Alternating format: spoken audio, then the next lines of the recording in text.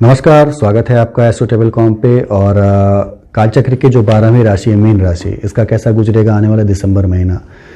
गोचरों की बात कर लें यदि हम, तो गोचर तो अच्छे हुए हैं। बड़ा गोचर हुआ है बृहस्पति का, जो कि राहु केतु शनि की तरह लंबे समय तक के लिए होता है।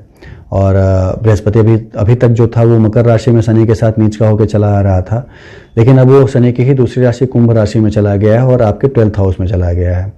तो कहा जाता है शनि जहाँ रहता है उस भाव का यदि कारक न हो तो उस भाव का जरूर नाश करता है। तो 12th हाउस जो है वो आपका, हर हाउस जो होता है उसकी अलग अलग एक महत्ता होती है। छठा हाउस है, ऐसा नहीं कि हमेशा खराब, उसकी भी अलग महत्ता है। आपको ऋण दिला सकता है, आपके शत्रुओं का विनाश कर सकता है, आपके रोगों को ठीक भी कर सकता है विपरीत परिस्थितियों में। अष्टम भाव भी आपके आयु का भाव है, तो ऐसा नहीं कि आपको मारता है, आपकी आयु को भी लंबा करता है। 12वें भाव में बृहस्पति है तो व्यर्थ के खर्चे भी कराता है, लेकिन बृहस्पति जब वहां पे होता है तो वो खर्चे आपके लिए फलीभूत होने लगते हैं। वो खर्च तो कराएगा लेकिन वो आपके हक में जाएगा, कह सकते हैं आपके फेवर में जाएगा। तो बृहस्पति जहाँ है उस भाव का तो नाश करता है, लेकिन जहाँ जहाँ देखता है, यदि कारक भाव में नहीं है तो, और जहाँ जहाँ देखता है उन भावों का बहुत ही तेजी से, कह सकते हैं उन्हें फलीभूत करता है, दुगनी तेजी से उन्हें लाभ देता है। तो उसकी 5वीं 7वीं दृष्टि जो विशेष होती है, 5, 7 और 9 दृष्टि, तो देखा जाए तो 5वीं दृष्टि जो है आपके चतुर्थ भाव पे पड़ेगी। और चतुर्थ भाव जो होता है माता का भाव है, आपके भूमि भवन वाहन सुख का भाव है। तो बढ़ना ही बढ़ना है, वो सुख बढ़ना है आपका, कह सकते हैं चीज़ें बहुत बेहतर मिलने की संभावना बनाता है बृहस्पति। 7वीं दृष्टि आपके छठे भाव पे पड़ेगी, रोग का विनाश, शत्रुओं का विनाश आपके, और फाइनेंस मिलने में सुविधा, ऋण मिलने में सुविधा। और 9वीं दृष्टि जो है आपके अष्टम पे पड़ेगी, तो निश्चित रूप से आपके आयु में वृद्धि, आपके खोज में वृद्धि, आपके अनुसंधान में नाम कर देना, ये सारी चीज़ें, विदेश यात्राएं करा देना, ये सारी चीज़ें बृहस्पति देगा यहाँ पे।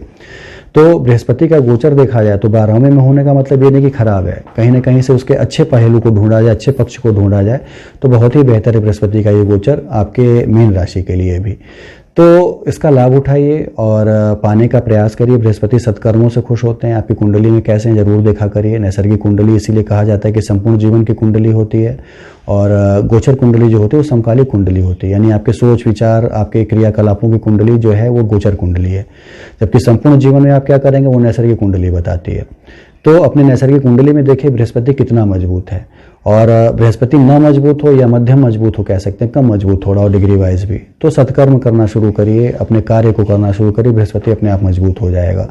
मजबूत करिए और उसकी दृष्टियों का पूरा लाभ उठाइए, उसका आनंद लीजिए। बृहस्पति के एक साथ और भी चीज़ें कि नक्षत्र वाइज यदि बात कर लें तो बृहस्पति अब 20 नवंबर से 12 अप्रैल तक आपके 12th हाउस में ही रहेगा, और 3 अलग अलग नक्षत्रों में गति करेगा। ये पहला ये घनिष्ठा में करेगा 20 नवंबर से लेकर 1 जनवरी तक, जो कि मंगल का नक्षत्र है। और मंगल यदि आपकी कुंडली में बेहतर है तो मान के चलिए कि जमीन जायदाद से संबंधित परिणाम देना, ब्लड से संबंधित परिणाम देना और प्रशासन से संबंधित परिणाम देना, अच्छे परिणाम आपको देगा।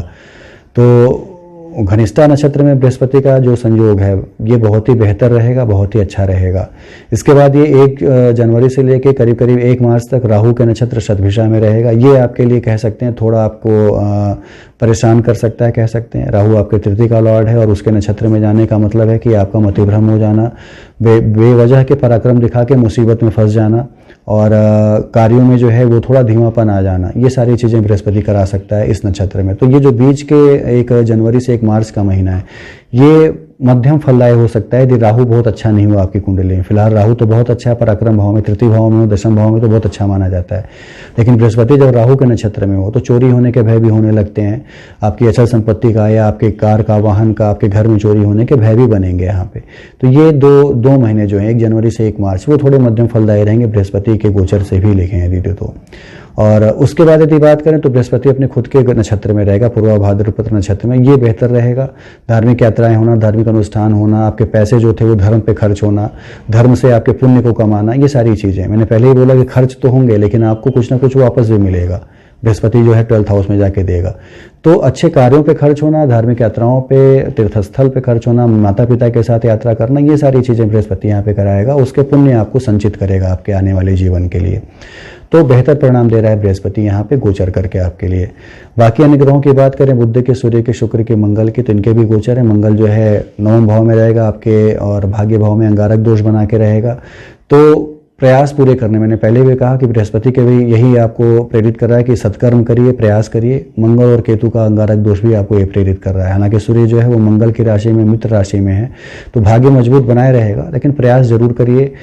कर्म करने पे ही सफलता मिलेगी, ये चीज़ मन में बैठा लीजिए, कर्म जरूर हमें करना है। तो सफलता मिलेगी। उसके बाद सूर्य जो है वो 14 दिसंबर के बाद चला जाएगा धनु राशि में, बुद्धादित्य योग बनाएगा। ये भी एक शानदार फल है।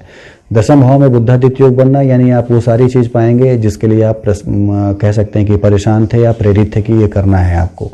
तो प्रशासन से संबंधित पद पा जाना और ऑडिट से संबंधित कोई पद पा जाना या ऑडिटर बन जाना या स्कूल कॉलेज प्रकाशन, इन सब चीज़ों में सफलता मिल जाना, ये बुध और सूर्य का बुद्धादित्य योग दिखाता है दशम भाव में। कोई किताब लिखना, उसमें आपको रॉयल्टी मिलने लगे या बहुत आप फेमस हो जाएं, ये दिखाता है सूर्य बुध का बुद्धादित्य योग दशम भाव में। तो प्रयास करिए। एक चीज़ इसमें विशेष रूप से देखिएगा कि बुध अस्त न हो, आपकी नैसर्गिक कुंडली में भी अस्त न हो और बहुत खराब पोजीशन में न हो आपकी नैसर्गिक कुंडली में, क्योंकि आपकी देखा जाए कुंडली में तो यदि आपके चतुर्थ और सप्तम का लॉर्ड होकर दशम में है तो बेहतर कंडीशन, लेकिन हो सकता है आपकी कुंडली में कहीं पे नीच राशि में पड़ा हो, यानी मीन राशि में चला गया हो या 6 8 12 भाव में पड़ा हो, तो बहुत मजबूत स्थिति उसकी नहीं रहेगी। तो इस चीज़ का फल जो गोचर का है वो मध्यम आपको मिलेगा और अच्छा हुआ तो निश्चित रूप से नैसर्गिक कुंडली की अच्छाई के कारण ये फल और दुगना मिलना है आपको। तो ये सारी चीज़ें मिला लीजिएगा।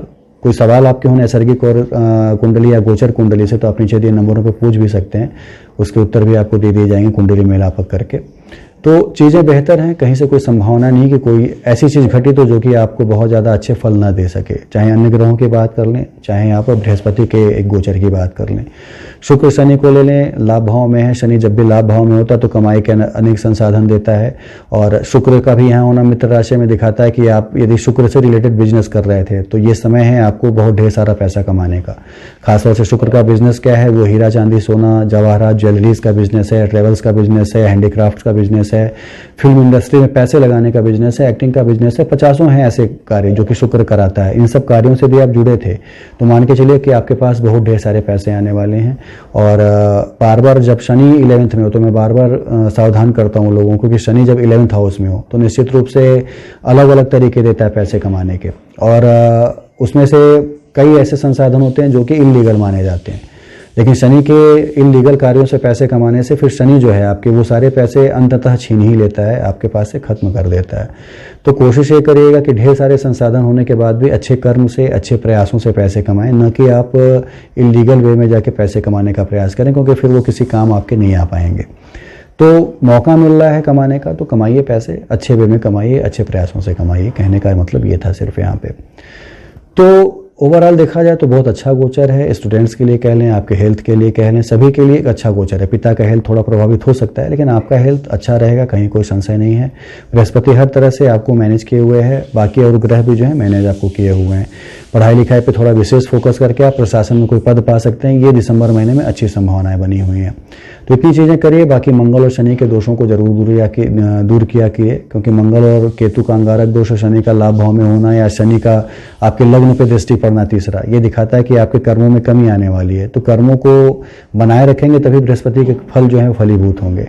कर्म पूरा करिए। मंगल शनि के दोषों को दूर करना तो हनुमान जी की आराधना करिए, वही एक जीवित देव हैं जो कि आपके इन दोषों को दूर कर सकते हैं, आपको आत्मविश्वास दिला सकते हैं, आपको आत्मनिर्भर बना सकते हैं। कष्ट आपके हैं तो उनको हर सकते हैं, तो उनकी आराधना करिए। रोज जाइए मंदिर, नहीं जा पाते हैं तो मंगलवार शनिवार जरूर प्रयास करिए जाने का। और बजरंग बाण का पाठ करना कह सकते हैं और हनुमान अष्टक का पाठ कह सकते हैं।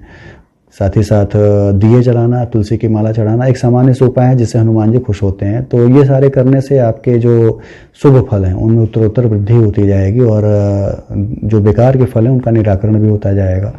तो कोशिश करिए चीज़ों को पाने का, कर्म करने का, शांत बैठने का प्रयास मत करिए। समय बड़ा अच्छा है तो राजयोग तभी सृजित होगा, फलित होगा जबकि आप काम करते हैं।